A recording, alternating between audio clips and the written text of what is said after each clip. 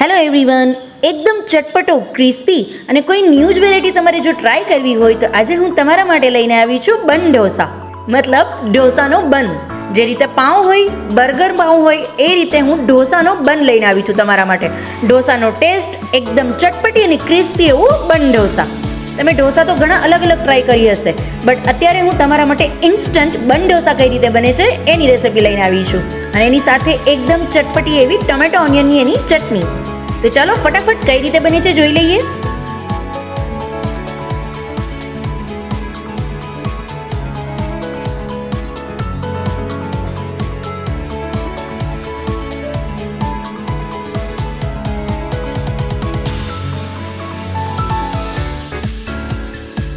ઢોસા બન બનાવવા માટે સૌથી પહેલા એક મિક્સર જારની અંદર હું 1 કપ જેટલો રવો એડ કરું છું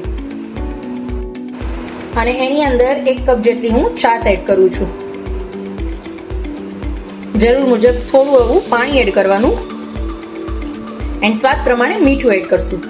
હવે આની અંદર જે રવો છે એ તમે ઝીણો રવો પણ લઈ શકો છો અને જાડો. તમારી પાસે થોડોક મોટા દાણાવાળો રવો હશે તો પણ ચાલશે, કોઈ પણ તમે લઈ શકો છો, બીકોઝ આપણે આને ટર્ન જ કરવાનું છે. હવે આનું એકદમ સરસ આપણે ફાઇન બેટર બનાવી લેશું. એકદમ સરસ ફાઇન મારું બેટર બનીને રેડી છે. જો તમે એકદમ સરસ એની કન્સિસ્ટન્સી છે. હવે આપણે એને એક ટ્રાન્સફર કરી લેશું બાઉલની અંદર.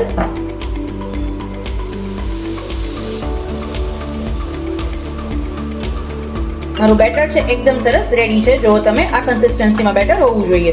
હવે આ બેટરને હું ઢાંકી અને 5 મિનિટ ખાલી રેસ્ટ આપીશ, બીકોઝ ઇન્સ્ટન્ટ બનાવું છે. ઢોસા તો તમે અલગ અલગ ઘણા ફ્લેવરમાં ટેસ્ટ કર્યા હશે, બટ આજે આપણે ઢોસા બન બનાવીએ છીએ. સિમ્પલ રેસીપી છે બટ બહુ ટેસ્ટી બને છે. તો એના માટે ખાલી આને 5 મિનિટનું રેસ્ટ આપીશ.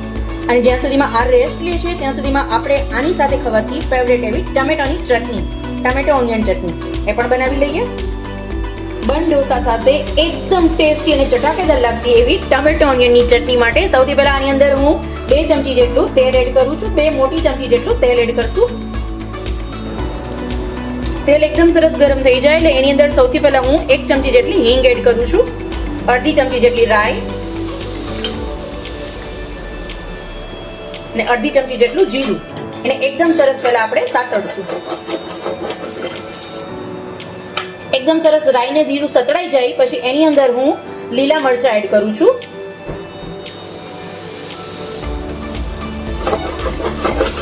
એકદમ રફલી ચોપ કરવાના છે, બીકોઝ આને આપણે મિક્સરમાં ચન જ કરવાનું છે, એટલા માટે તમારે ચોપિંગ બોર્ડ પર મહેનત કરવાની જરૂરત નથી. રફલી આ રીતે નાના નાના અથવા મોટા કોઈ પણ શેપમાં તમે મરચાને અને આદુને બંનેને કટ કરી લેવાના. અત્યારે હું મીડિયમ સાઇઝમાં મરચાના કટકા એડ કરું છું, સાથે સાથે લાલ મરચાના કટકા એડ કરું છું.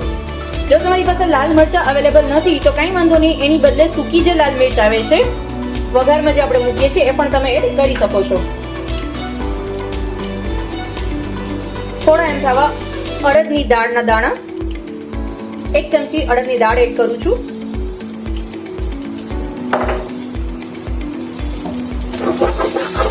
અને એકદમ સરસ એને સાતળી લેશું. હાઈ ફ્લેમ પર જ કરશું, બીકોઝ આપણે આને નોર્મલી સાતળવાનું છે, કૂક નથી કરવાનું.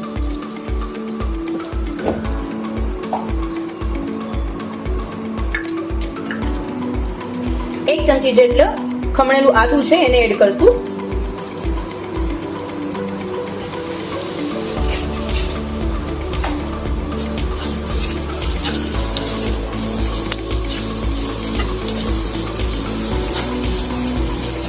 અને એકદમ સરસ એને સાતળી લેશું.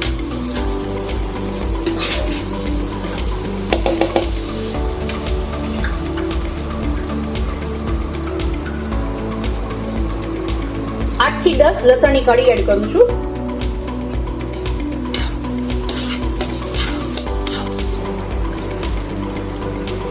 અને એની સાથે સાથે હું 2 મીડિયમ સાઇઝની ડુંગળીને આ રીતે કટકા કરીને લીધેલા છે, એને પણ આની અંદર એડ કરી દેશું. અને ડુંગળીને એકદમ કૂક નહીં કરીએ આપણે, એકદમ સોફ્ટ થાય બસ એટલી જ કૂક કરશું. વધારે એને એકદમ સરસ ગોલ્ડન બ્રાઉન જેવી એટલું બધું કૂક નથી કરવાની, ખાલી સોફ્ટ થાય એટલી આપણે ડુંગળીને કૂક કરશું. બન ઢોસા થશે. ટમેટા ડુંગળીની જે આ ચટણી છે એ ખૂબ જ ડિલિશિયસ લાગે છે. તો જ્યારે પણ તમે બન ઢોસા ટ્રાય કરો ત્યારે આ ચટણી બિલકુલ સ્કીપ ન કરશો. સેમ આ જ રીતથી બન ઢોસા સાથેની આ એકદમ ટેસ્ટી છે સિમ્પલ રેસીપી પણ એકદમ ડિલિશિયસ ટેસ્ટ એનો આવે છે. તો આ ચટણી જરૂરથી ટ્રાય કરજો. મારી જે ડુંગળી છે એ એકદમ સરસ કૂક થઈ ગઈ છે, મતલબ સોફ્ટ થઈ ગઈ છે. એક એક જે એની પેટલ છે એક એક છૂટી પડી ગઈ છે. એકદમ સરસ કૂક થઈ ગઈ છે. હવે ફ્લેમ છે એ સાવ સ્લો કરી અને એની ઉપર હું 1 ચમચી જેટલો કશ્મીરી લાલ મિર્ચ પાવડર એડ કરું છું, જેનાથી કલર, ટેસ્ટ અને સ્મેલ બધું એકદમ સરસ આવશે. જો તમે કેટલો સરસ કલર આવી ગયો છે, because Kashmiri Lal Mirch powder છે એનાથી કલર તો એકદમ સરસ આવશે જ, સાથે સાથે ટેસ્ટ અને સ્મેલ બંને એકદમ સરસ આવશે. હવે એડ કર્યા પછી તરત જ એની ઉપર હું ટમેટા એડ કરી દઈશ. રફલી ચોપ કરેલા એક મોટી સાઈઝનું ટમેટું લીધેલું છે અને એને આપણે મીડિયમ ફ્લેમ પર એકદમ સરસ ટમેટું છે એની છાલ રિમૂવ ન કરી દઈએ, મતલબ એકદમ સોફ્ટ ન થઈ જાય. જેવું તમને એવું લાગે કે આ એકદમ કૂક થઈ ગયું છે ત્યાં સુધી તમારે ટમેટાને આ રીતે ચલાવવાનું ને એકદમ સરસ કૂક કરી લેવાનું. મારા ટમેટા છે એ પણ એકદમ સરસ સોફ્ટ થઈ ગયા છે.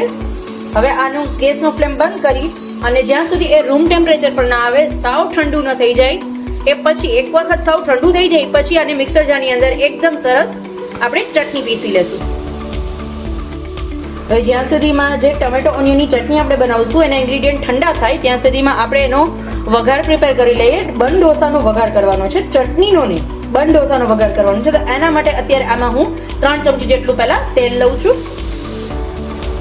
તેલ એકદમ સરસ ગરમ થાય એટલે એની અંદર સૌથી પહેલા હું 1 ચમચી જેટલી હિંગ એડ કરીશ અને 1 ચમચી જેટલી રાઈ. રાઈને એકદમ સરસ પહેલા આપણે ચટકવા દેશું. એકદમ સરસ રાઈ તતડી જાય પહેલા એકદમ સરસ એને તતડવા દેશું. એકદમ સરસ રાઈ તતડી જાય એટલે એની અંદર આપણે થોડું આદુ એડ કરશું. ખમણીને મેં લીધેલું છે, આદુનો એક નાનો ટુકડો ખમણીને લીધેલો છે, એને આની અંદર એડ કરશું અને એકદમ સરસ આ રીતે મિક્સ કરી લેશું પહેલા.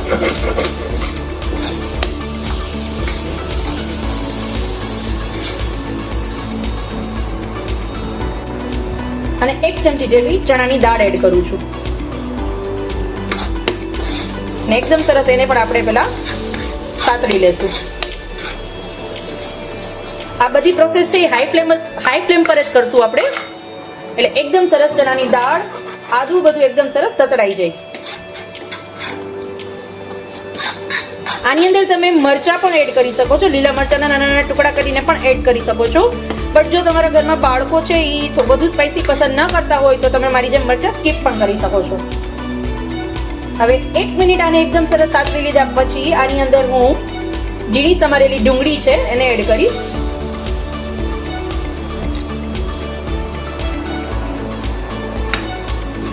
ને એકદમ સરસ એને પણ આપણે મિક્સ કરી લેશું.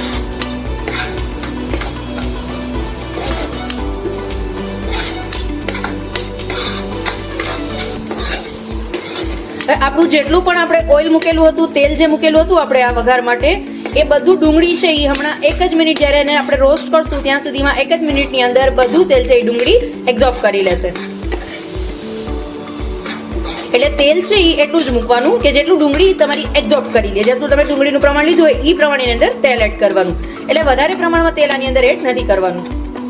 એકદમ સરસ ડુંગળી છે એ ડુંગળીને એકદમ કૂક નથી કરવાની, લાઇટ ખાલી બ્રાઉન, મતલબ એ થોડી સતળાઈ જાય, એકદમ સોફ્ટ થઈ જાય, બસ એટલી જ તમારે એને કૂક કરવાની છે.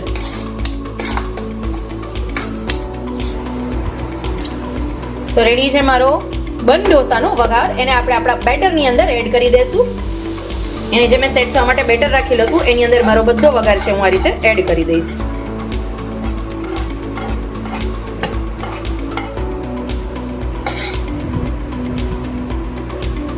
અને બેટરને એકદમ સરસ મિક્સ કરી લેશું.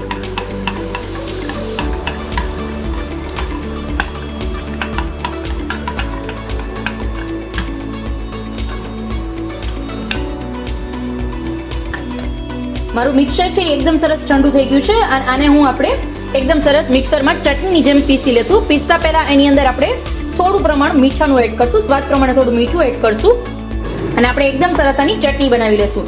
જો આની અંદર તમને હજી વધુ ખટાશ પસંદ હોય તો તમે એની અંદર આંબલીનો પલ્પ પણ એડ કરી શકો છો અને લીંબુ પણ એડ કરી શકો છો. બટ નોર્મલી અત્યારે હું આને આ જ રીતે સેમ પીસી લઉં છું. મારી ચટણી છે એ પીસાઈને એકદમ સરસ રેડી છે, એકદમ સરસ રેડી છે. હવે એને આપણે એક બાઉલની અંદર ટ્રાન્સફર કરી લેશું. અને પીસતી વખતે બિલકુલ પણ પાણી એડ નથી કરવાનું. આ જ રીતે તમારે એને સેમ પીસી લેવાની રહેશે. ચટણીને તમે ફ્રીઝની અંદર 3 થી 4 દિવસ સુધી ઇઝીલી સ્ટોર કરી શકશો, બિલકુલ ખરાબ નહીં થાય. બટ તાજી બનાવો, ફ્રેશ બનાવો અને ફ્રેશ ખાઓ, એનો ટેસ્ટ તો અલગ જ છે. એકદમ સ્પાઇસી અને ખટ્ટી એવી ચટણી આપણી ટમેટો ઓનિયનની ચટણી રેડી છે. બન ઢોસા માટેનું મિક્સચર. હવે આપણે ઢોસા છે એ જે રીતે આપણે નોર્મલ ઢોસા બનાવીએ છીએ એ રીતે મારે એને પોરને રફ નથી કરવાના. એને જસ્ટ ખાલી હું પોર કરીશ અને એની રીતે જ એનો શેપ લઈ લેશે. બન ટાઈપ, જેમ રીતે પાઉં કઈ રીતે હોય આ રીતનું, એ રીતે બન ટાઈપ એનો શેપ લઈ લેશે. એના માટે એનું નામ છે બન ઢોસા. તો હવે આપણે એ તમને હું બનાવીને બતાવી દઉં કે કઈ રીતે બને છે બન ઢોસા. પહેલા આની અંદર હું રેગ્યુલર જે ફ્રૂટ સોલ્ટ ઈનો આવે છે એ એડ કરું છું. તમારી પાસે જો ઈનો નથી તો તમે બેકિંગ સોડા પણ એડ કરી શકો છો. જો બેકિંગ સોડા પણ નથી તો તમે ચપટી સાજી નાખ્યા હોત તો પણ ચાલશે. બટ ઈનોથી છે એ એકદમ સરસ ઇન્સ્ટન્ટ છે, એકદમ સરસ ફોર્મેટનેટ થઈ જશે. એટલા માટે હું ઈનોનો યુઝ કરું છું. તમે સાજી અથવા બેકિંગ સોડા બેમાંથી કોઈ બી વસ્તુ લઈ શકો છો. એકદમ સરસ એને મિક્સ કરી લેશું. મારું બેટર છે એ એકદમ સરસ રેડી છે. હવે બન ઢોસા બનાવવા માટે આ રીતનું કોઈ પણ એક સોસપેન લઈ લેવાનું. તમારી પાસે જો આ રીતનું સોસપેન નથી અથવા નાનું આમ તો એવું આ રીતનું નથી તમારી પાસે, તો તમે એની બદલે અપમ પેન આવે છે એ હશે તો એનો યુઝ પણ કરીશો તો પણ એકદમ સરસ બન શેપ આવી જશે. જો એ પણ નથી તો તમે નોર્મલી તવાની અંદર પણ ઢોસાની જેમ બેટર થોડું આમ તેવું પોર કરીને બનાવી શકો છો. બટ પ્રોપર શેપ નહીં આવે, બટ તો પણ ટેસ્ટ છે એ પ્રોપર આ જ આવશે. એના માટે મેં આ રીતનું મારું જે સોસપેન છે, મિની સોસપેન, એને ગરમ કરવા માટે મૂકી દીધું છે. એની અંદર હું 1 ચમચી જેટલું તેલ એડ કરું છું. તેલ એકદમ સરસ ગરમ થઈ જાય પછી એની અંદર હું 1 ચમચો જેટલું આ રીતનું બેટર પોર કરીશ. પ્રોપર એને બન શેપ આપી દેવાનો.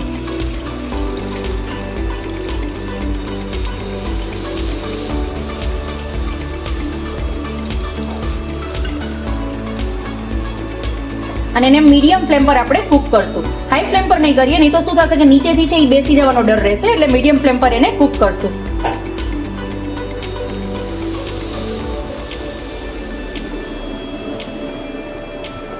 તમે રેગ્યુલર ઢોસો બનાવો તો ઢોસાની સાથે બટેટાની જે ભાજી હોય છે અથવા કોઈ પણ મૈસૂરની ભાજી છે, તમને જે પણ ટેસ્ટ પસંદ હોય તમે ઘરે ટ્રાય કરતા હશો.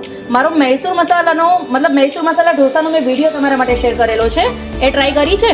જો ન કરી હોય તો લિંક ડિસ્ક્રિપ્શનમાં આપેલી છે, જરૂરથી ટ્રાય કરજો. Mysore masala dosa perfect restaurant style Mysore masala dosa બનીને રેડી થશે. કોઈ પણ જાતની મિસ્ટેક વગર પ્રોપર મૈસૂર મસાલાનો ટેસ્ટ જો તમારે ઘરે જોતો હોય ક્રિસ્પી ઢોસા સાથે મૈસૂરનો ટેસ્ટ, તો એના માટે વિડીયોની લિંક ડિસ્ક્રિપ્શનમાં આપેલી છે, જરૂરથી ટ્રાય કરજો. જો તમે સાઈડથી એકદમ સરસ થઈ ગયું છે, મિડલમાં થોડુંક લિક્વિડ છે હજી, મતલબ એ પણ એકદમ સરસ કુક થઈ જાય પછી આપણે એને પલટાવીને બીજી સાઈડ પણ કુક કરી લેશું. હવે આપણે એકદમ સરસ કુક થઈ ગયું છે. વચ્ચેથી મિડલમાં થોડું પોર્શન બાકી છે, એને આ રીતે સાઈડથી આ રીતે કિનારી આખી રિમૂવ કરી અને આપણે એને પલટાવીને કુક કરી લેશું. કોઈ પણ એક સ્પૂનની મદદથી આ રીતે એક સાઈડથી પલટાવી અને આ રીતે એકદમ સરસ ગોલ્ડન થઈ જાય ત્યાં સુધી તમારે એક સાઈડ એકદમ સરસ કુક થઈ જાય પછી એને પલટાવીને બીજી સાઈડ પણ આપણે એકદમ સરસ કુક કરી લેશું. સેમ આ જ રીતે ગોલ્ડન આપણે ચૂમકી લઈ આવવાની છે. એકદમ સરસ બંને સાઈડથી તમે જો આ રીતે ઈ હલશે રીતસર, મતલબ તમારું છે એ બંને સાઈડથી એકદમ સરસ કુક થઈ ગયું છે. પેન છે એ કિનારી છોડી દીધી છે, સાવ સ્લો ફ્લેમ પર જ કરવાનું. હવે એને આ રીતે એક પ્લેટની અંદર આપણે કાઢી લેશું. વાવ, લુક એટ ધીસ, એકદમ સરસ બન ઢોસા બનીને મારો રેડી છે. જો તમે કેટલો સરસ બનેલો છે. હવે મેં બન ઢોસાને સર્વ કરેલા છે એકદમ સ્પાઇસી અને ખાટી ખાટી ચટણી સાથે. ટમેટો ઓનિયનની ચટણી જે બન ઢોસા માટે સ્પેશિયલ, એના માટે ટેસ્ટમાં સુપર્બ લાગે છે. જ્યારે પણ બન ઢોસા બનાવો ત્યારે ટમેટો ઓનિયનની ચટણી જરૂર બનાવજો, બિકોઝ એનાથી એનો ટેસ્ટ છે એ ખૂબ જ બૂસ્ટ થાય છે. અને ફ્રેન્ડ્સ, જો મારો વિડીયો ગમ્યો હોય તો મારી ચેનલને લાઇક, શેર અને સબસ્ક્રાઇબ કરવાનું ના ભૂલતા. સબસ્ક્રાઇબ કરજો એટલે મારા અવનવા વિડીયોની નોટિફિકેશન સૌથી પહેલાં તમારા સુધી પહોંચે. આવજો ફ્રેન્ડ, ફરી મળીશું આવી જ રીતે એક અવનવી રેસિપી સાથે. ત્યાં સુધી આવજો ફ્રેન્ડ્સ. Mahadev to all.